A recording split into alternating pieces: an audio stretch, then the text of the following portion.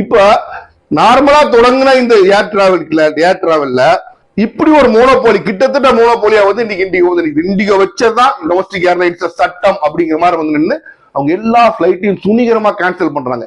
இது வரைக்கும் கவர்மெண்ட் என்ன பண்ணிட்டு இருந்துச்சு? ஒன்னும் பண்ணல. ஒன்னும் அவங்களால பண்ணவும் முடியாது. ஏன்னா இண்டிகோவுக்கு இப்படி கை வச்சீங்கன்னா இருக்கிற இன்னொரு டொமஸ்டிக் ஏர்லைன்ஸ் இன்னும் டொமஸ்டிக் ப்ராப்ளம்ஸ் கூடும்.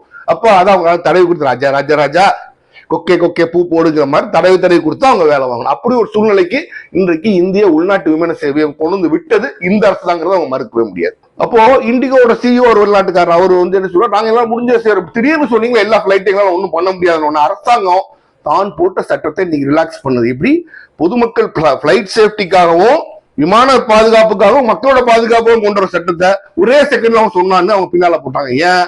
இன்னைக்கு அவங்க கையில எல்லாத்தையும் தூக்கி நீ கொடுத்துட்டீங்க. கொடுத்தது நீங்க, இப்ப அனுபவிக்கிறது நீங்க.